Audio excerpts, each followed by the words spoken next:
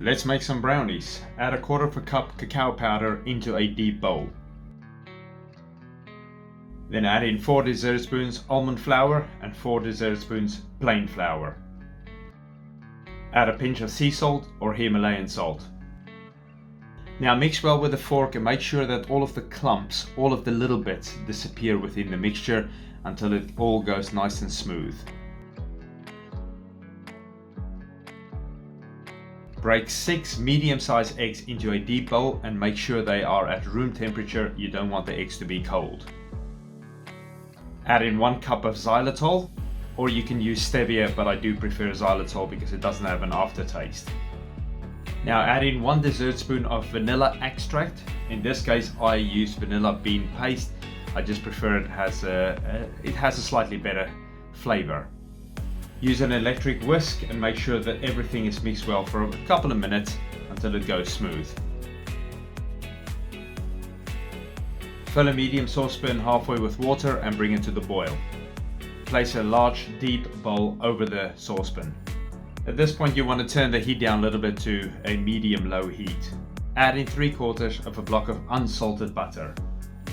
As you can see, I use a knife just to kind of slice it up and help it melt a little bit faster. Add in 1 cup of 85% dark chocolate. Stir well until you create a very smooth texture. As you can see, I press down on the side. Sometimes you can see there's a few bits of butter still remaining or a few bits of chocolate, and I just kind of give it a little bit of a squeeze with a spatula on the side of the bowl. Now you can see the end result is a very smooth mixture. Add your egg mixture into the chocolate mixture bit by bit and give it a good stir, and then add in the next bit. Make sure you mix it in properly.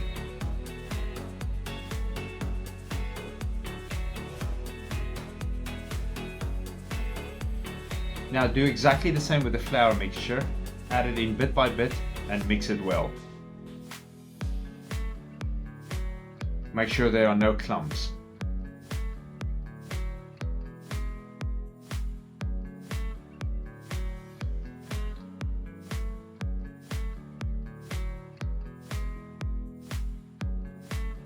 This is the brownie pan that I use. It's 11 inches long and 8 inches wide.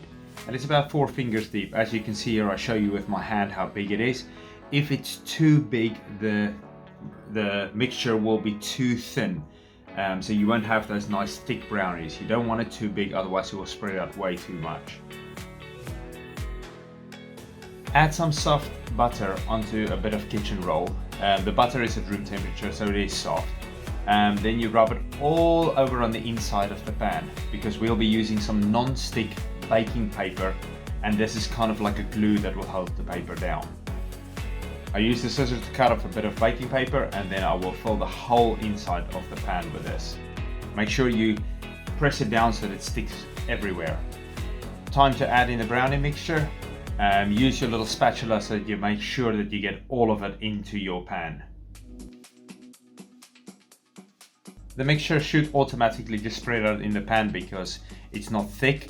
If it doesn't, just use the spatula and just kind of move it around until it's all even. Now this bit is optional. You can add in some hazelnuts or some Brazil nuts or walnuts or something like that. I prefer hazelnuts, so I've done a 50-50 brownie. So the one side just has the chocolate mixture and the other side has the hazelnut. It's lovely. It's really nice to add it in, but this is all personal choice. I also use a little fork just to push it down so it doesn't sit at the top.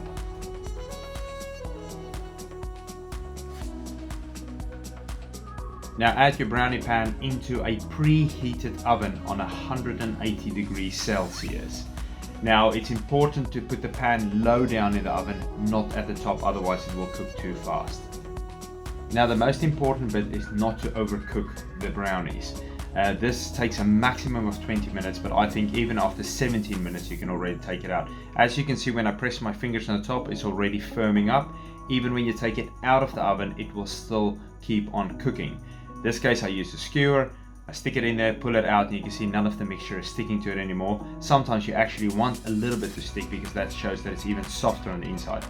But in all honesty, this one came out perfectly. It's still very soft and it has a lovely texture. Time to slice it up into all little squares.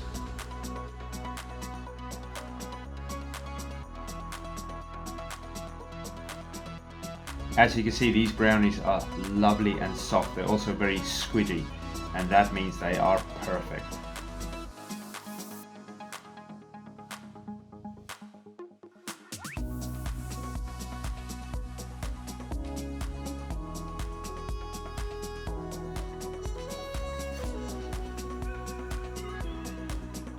And the best way to serve up these brownies, pour over some double cream. Again, make sure it's not cold, that it's at room temperature, but this is delicious.